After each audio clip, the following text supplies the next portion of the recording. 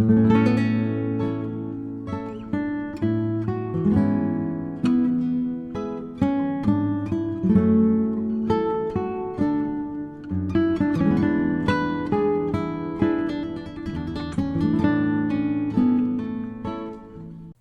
is Mars. Of all the planets in the solar system, it is the most like the Earth, and yet the planets are still very different. We have sent numerous probes to Mars, and they have sent back gigabytes worth of data. This wealth of data has revealed a relationship between three different major Martian geological features. They are among the largest of their type in the solar system, and the relationship between these features is unlikely to be a result of chance. This suggests a cause and effect relationship between them. It implies a Martian geological catastrophe comparable to the Genesis flood. This Martian global catastrophe was not a global flood, but it was a global catastrophe. Additional evidence came from the twin rovers Opportunity and Spirit. Even on Mars, uniformitarian geologists see layers of rock as geological ages, and they are already claiming that rock layers are billions of years old, based on how they think the solar system formed. However, they have missed considerable evidence for catastrophe.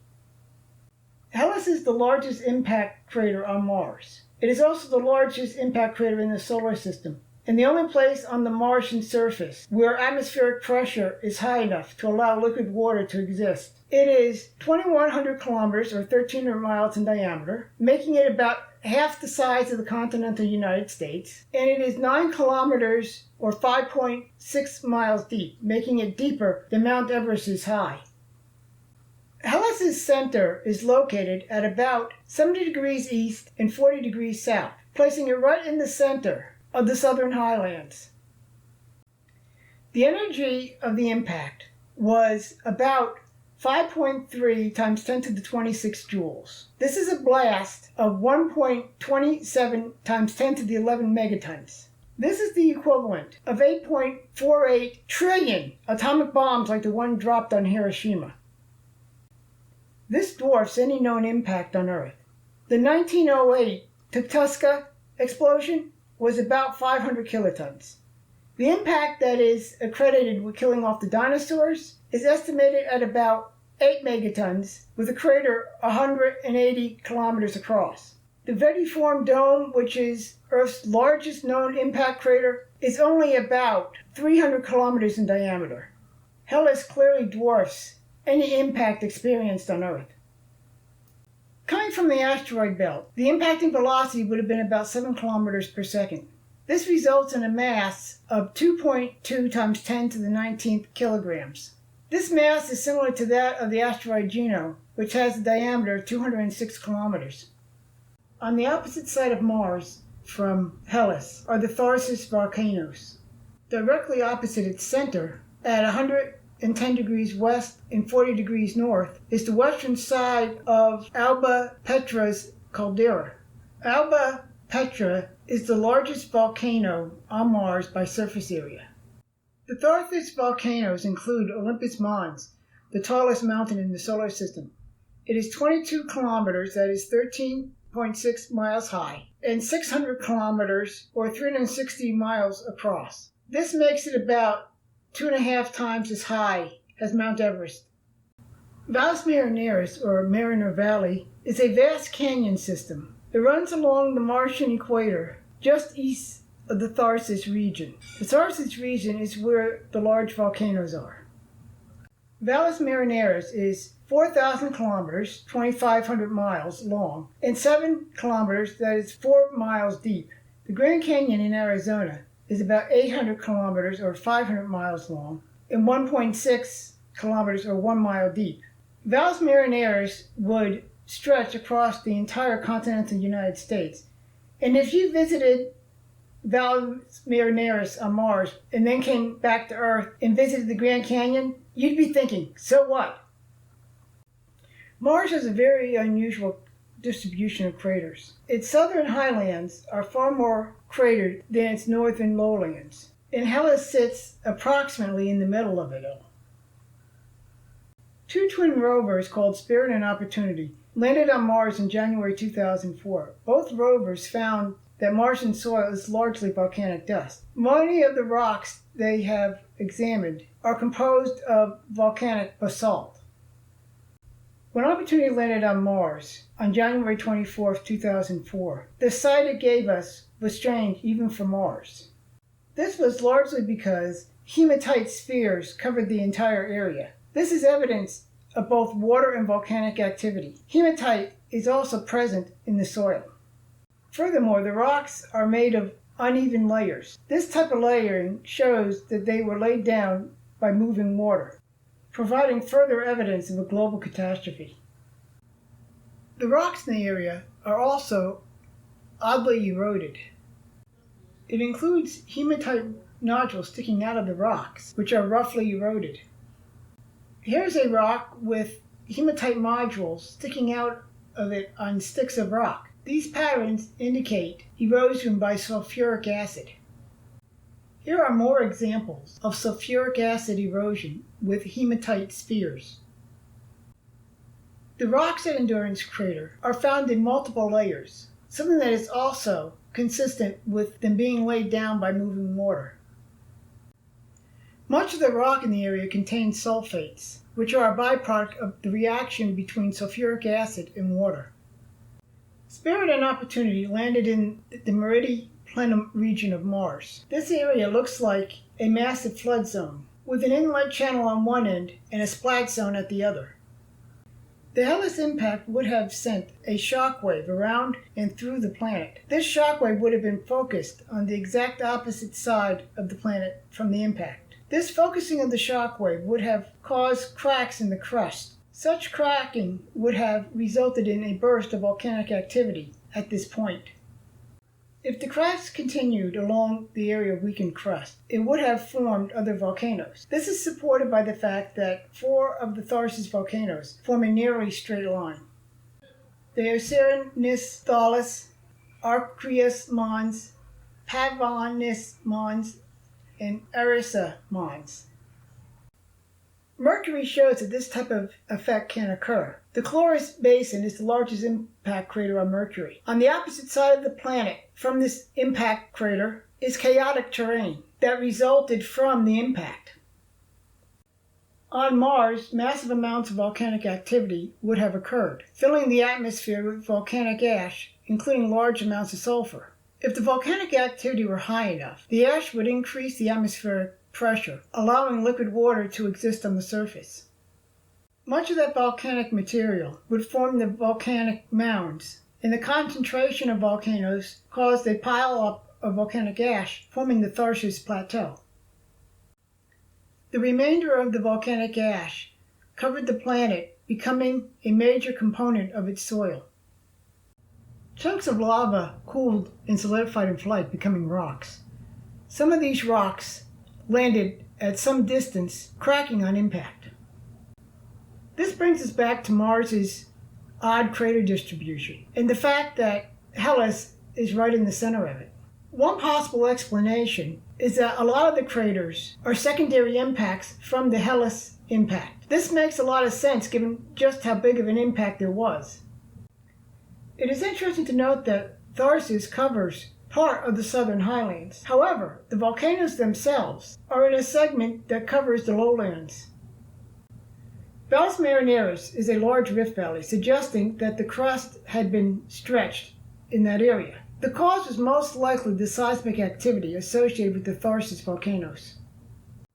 The Meridiani Planum region would have been flooded from the southeast, with the water flowing north into what is an obvious splat zone. While this water could have originated from space, the most likely source of water for this flooding was subterranean. Once flooded, the water would likely have remained as long as the volcanic ash covered the planet. As the ash settled, the sulfur would have reacted with water to form sulfuric acid. As a result, the environment of this temporary lake was more like that of a car battery than a sea filled with life. The presence of concentrated sulfuric acid would have aided the formation of the hematite spheres that Opportunity found all over the area. The craters studied by Opportunity seem to be the result of impacts that occurred while the area was flooded. The concentrated sulfuric acid would have eroded the exposed rocks. This would have produced the observed erosion patterns, including the hematite spheres on a stick. Spirit landed on January 3, 2004, and the area showed no evidence of flooding. However, the soil was still found to be volcanic in origin. The rocks were found to be volcanic in origin, and the volcanic activity that formed the soil and rocks does not seem to be local. Many of the rocks are cracked and broken, as if they had fallen from a great height. Now, some rocks give evidence of being formed by water, and while this shows that there was some water in the area, there are no signs of massive flooding present. Part of this model is that most of the impacts and volcanic activity on Mars are part of a single massive global catastrophe, but not a global flood. One of the results of these impacts and volcanic activity is that large amounts of dust and volcanic ash would have been thrown into the Martian atmosphere, resulting in a considerable increase in atmospheric pressure. It turns out that there is evidence on Mars for this higher atmospheric pressure. Here is a picture of some bomb slag, which are small bits of rock that actually cause indentations in layers.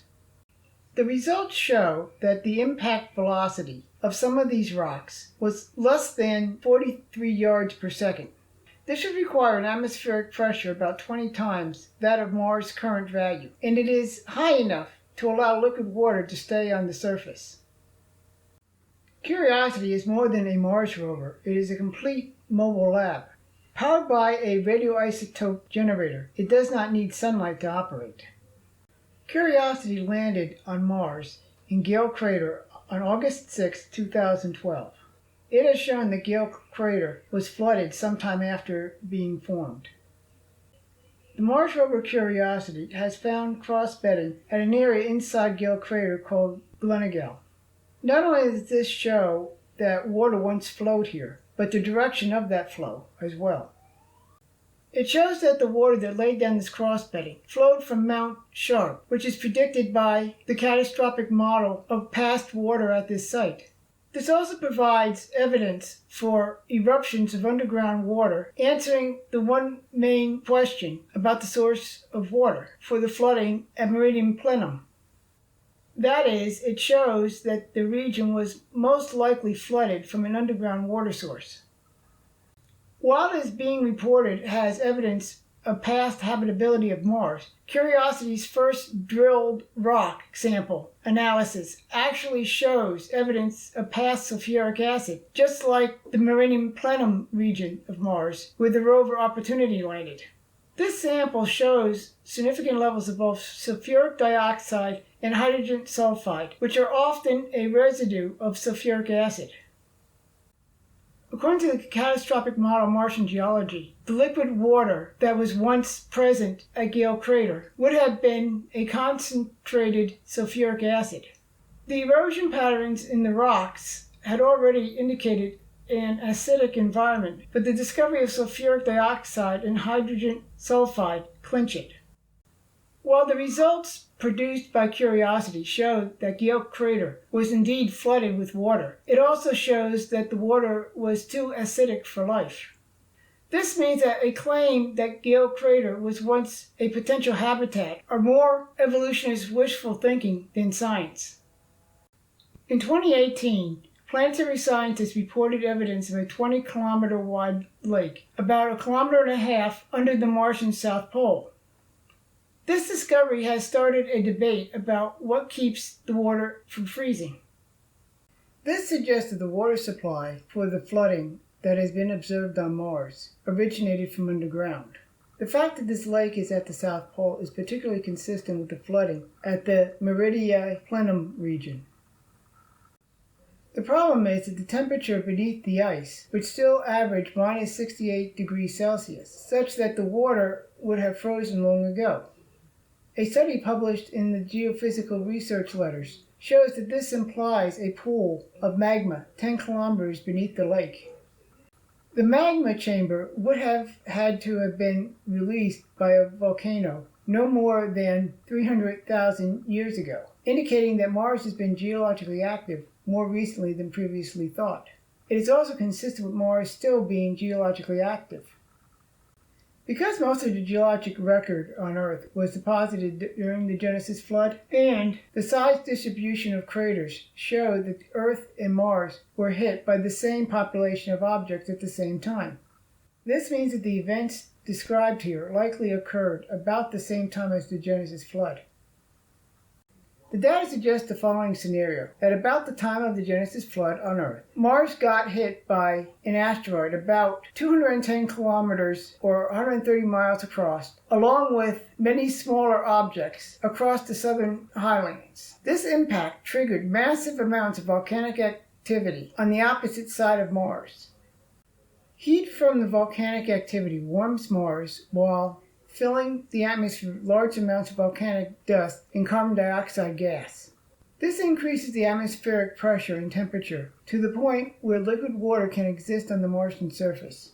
A combination of heat, increased geological activity, and smaller impacts caused several underground water sources to erupt to the surface, flooding nearby areas, but not all of Mars. Over time, the volcanic activity ceased and the warming trend ended. With large amounts of dust in the atmosphere, Mars began to cool dramatically, causing both water and eventually carbon dioxide to freeze. The settling of volcanic dust and the freezing of carbon dioxide reduced the atmospheric pressure, sending the planet into its current state. Furthermore, the presence of bomb slag impacts indicate a significantly higher atmospheric pressure, provides evidence for this model. The presence of liquid water underneath the South Pole demonstrates the presence of a viable source of water for the observed flooding. The fact that the water is still liquid is a strong indication of recent volcanic activity on Mars. This volcanic activity may be subsurface, but it is still present. In conclusion, the evidence on Mars shows that the planet we see today to be the result of a massive global catastrophe resulting from a large impact accompanied by many smaller ones. This impact triggered large amounts of volcanic activity, resulting in liquid water flowing on the surface while it lasted. The subsequent global cooling then froze the planet, and volcanic dust settled all over Mars, forming its present-day soil. This process would have been aided by accelerated nuclear decay, but does not necessarily require it.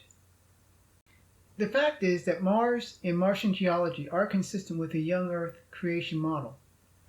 Nor is it the potential haven for life evolutionists make it out to be.